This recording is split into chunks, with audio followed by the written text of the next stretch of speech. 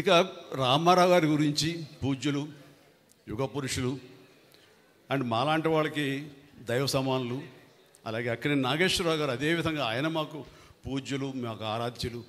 అలాంటి వారి గురించి ప్రత్యేకంగా తెలియనిది ఎవరికి, ఏమని చెప్పాలి, ఎంతని చెప్పాలి. కానీ వారిద్దరితోటి ఇందాక క్లిప్పింగ్స్ చూస్తుంటే నా దృష్టిలో లేవు. అంటే కలిసి పనిచేశాను అని అనుకున్నాను తప్ప అవి విజువల్స్ చూసిన తర్వాత నేను ఎంత అదృష్టవంతుడిని. నేను ఈ సమకాలీన సినిమాల్లో కూడా ఉంటూ వారితో పాటు వాళ్ళు హీరోగా ఉన్నప్పుడు నేను తోటి హీరోగానో చిన్న నటుడుగానో నేను నా యొక్క ప్రస్తావన, నా ప్రయాణాన్ని కొనసాగించాను వారితో ఉన్న ఆ కొద్ది స్పేస్ సినిమాలో నేను తీసుకోవటం అనేది నాకు పూర్వజన్మ సుకృతంగా నటుడుగా నాకు అనిపిస్తుంటుంది. అది చాలా గొప్ప అవకాశం. ఆ సమయంలో నాకు వాళ్ళతో జరిగే సంభాషణలు మాత్రం షేర్ చేసుకుంటాను. ఇవి ఇంతవరకు ఎప్పుడు బయటికి రాలేదు కాబట్టి కొంచెం వినడానికి బాగానే ఉంటుంది.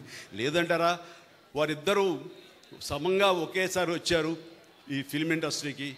నాగేశ్వరరావు గారు 1 or 2 years ముందు వచ్చి ఉంటే ఆ తర్వాత రామారావు గారు వచ్చారు. నాగేశ్వరరావు గారు పౌరాణిక చిత్రాల ద్వారా ఆయన డెబ్యూ ఫిలిమ్స్ ప్రవేశిస్తే సినిమాల్లోకి ఈయన మన దేశం అని మన రామారావు గారు సాంఘికంలో ఈయన సినిమాల్లో ప్రారంభించారు. అయితే ఆ తదనంతరం within no time Ramarao గారు పౌరాణిక జానపద చిత్రాల్లో ఆయన ఒక బ్రాండ్ అంబాసిడర్ అయితే, ఇక నాగేశ్వరరావు గారు సాంఘికంలో ఇక ఎదురులేని తిరుగులేని నాయకుడు ఆయన అయ్యారు. అలాగా ఆదరణ ప్రకారం, ప్రేక్షక ఆదరణ ప్రకారం వాళ్ళ యొక్క గమ్యాల్ని మార్చుకుంటూ వాళ్ళ ఆదరణ ఏ సినిమాల్లో ఏ కథల్లో ఉంటుందో ఆ రకంగా వాళ్ళు కొనసాగిస్తూ ఈ రోజున పరిశ్రమకి ఇద్దరు 2 నేత్రాలు, 2 కళ్ళు అని అనిపించుకుంటున్నారు. మాలాంటి వాళ్ళ ఇంకా ఆరాధనాపూర్వకంగా చూస్తున్నామంటే అది మన తెలుగు కళామ తల్లి చేసుకున్న పుణ్యం. అలాంటి బిడ్డల్ని కనటం, వారి తరపున తరువాత వారితో నటించడం అన్నది నాకు కలిగిన ఒక భాగ్యం. అది రామారావు గారితో నేను చేసిన సినిమా ఎదురులేని మనిషి, తిరుగులేని మనిషి. ఇందాక సినిమా చూసాం, చిన్న బిట్ చూసినప్పుడు అందులో ఒక టేబుల్ ఉంటుంది, డైనింగ్ టేబుల్ మీద ఇద్దరు కలిపి ఫైట్ చేస్తూ విలన్స్ మీ ఇద్దరం కొడుతూ అక్కడి నుంచి దూకాలి. 3 అడుగులే కదా అనే ఉద్దేశంతో ఆయన చేయించి పెట్టి ఇద్దరు కలిపి జంప్ చేసి దూకాలి. నేను దూకేశాను. ఆయన ఆగిపోయా, బ్రదర్ ఏమది అని. ఏంటి సార్ అన్న, అలా దూకేస్తే అట్లాగా అన్ని డూపులు చేసుకుంటారు, మనం అలా ఊపిస్తే సరిపోతున్నాను. నాకు ఎవరు చెప్పలేదండి. దూకిస్తేనాను 3 అడుగులే కదా అని దూకానన్నాను. లేదు బ్రదర్, ఆర్టిస్ట్ చాలా విలువైన జీవితం. అనుకోకుండా ఏదైనా సంభవిస్తే కనుక, ఏదైనా జరగకుండా జరిగితే టోటల్గా సినిమా ఎంత నష్టపోతారో, ఫైనాన్షియల్ కానివ్వండి, టైం కానివ్వండి, తోటి వాళ్ళ నటినట్లు వాళ్ళ సమయం కానివ్వండి, ఎప్పుడు జాగ్రత్తగా ఉండాలి.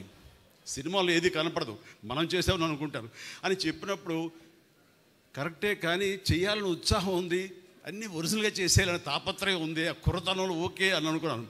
కానీ అదే 1 year తర్వాత సంఘర్షణ అనే సినిమా చేస్తూ సరిగ్గా 3 అడుగుల ఒక పొలం గట్టు మీద నుంచి విలన్ని తన్నేలాగా నేను ఎక్కి జంప్ చేసి తన్నాను. సరిగ్గా ల్యాండ్ అయ్యాను కిందకి, కాలు మడతపడింది. దాంతో 6 నెలల పాటు షూటింగ్ చేయలే నేను. ఆ తర్వాత లండన్ వెళ్ళాం, లివర్పూల్, అక్కడ మినస్కా స్టేర్ అయిందన్నారు, దానికి ఆపరేషన్ జరిగింది. సో ఎంత నష్టమైందంటే అంత ఇంత కాదు.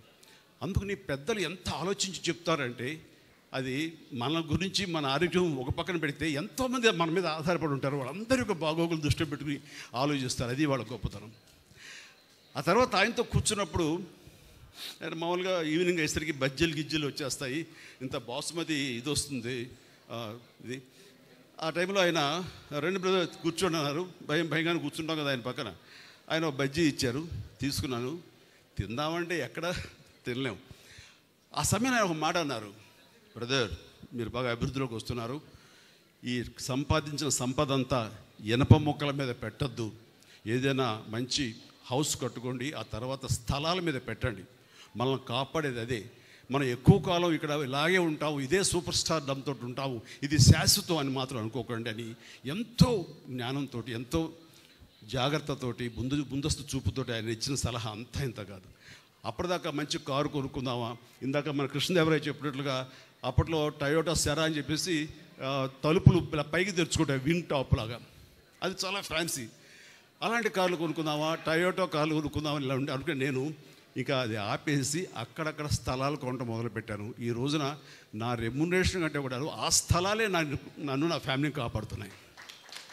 అలాంటి గొప్ప సలహాలు ఇచ్చినటువంటి మహానుభావులు దూరదృష్టితో.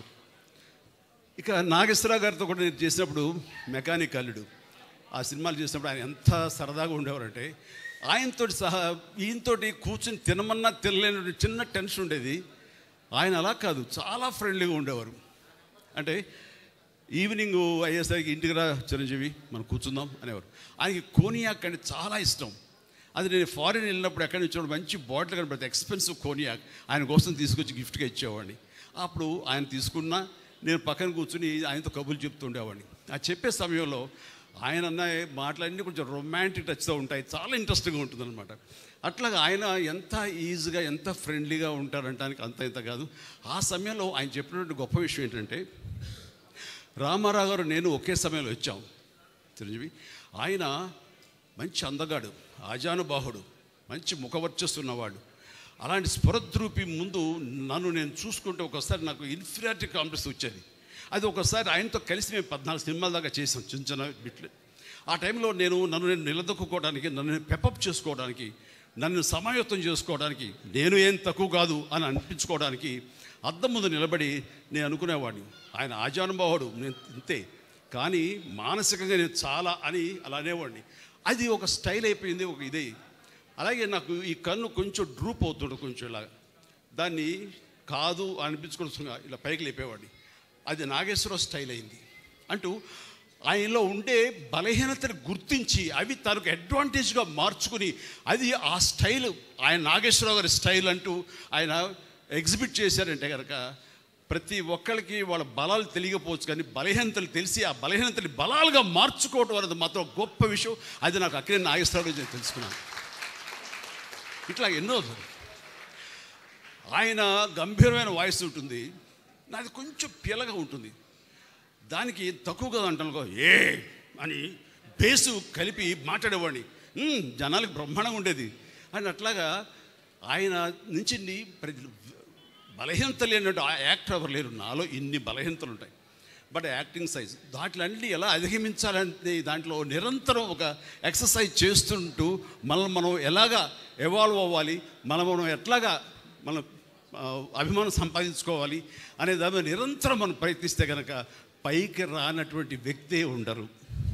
అందుకని మన బలాల కంటే కూడా మన బలహీనతను గుర్తించడం అనేది అత్యంత ఆవశ్యకత, అది అత్యంత అవసరం. దాన్ని ఎలా అధిగమించాలన్నది ఆ తర్వాత ప్రక్రియ. అలాగా నాగేశ్వరరావు గారితో, రామారావు గారితో నేను జీవితంలో ఎన్నో నేర్చుకున్నాను. అండ్ నా అదృష్టం ఏంటంటే అలాంటి మహానుభావులు చెప్పాలంటే తెలుగు చలనచిత్ర పరిశ్రమని ప్రపంచవ్యాప్తంగా గుర్తింపు తీసుకొచ్చారు ఆ రోజుల్లోనే. అలాంటి వారితో కలిసి స్క్రీన్ షేర్ చేసుకోవడం అన్నది నాకు దొరికిన అత్యద్భుతమైనటువంటి అవకాశం.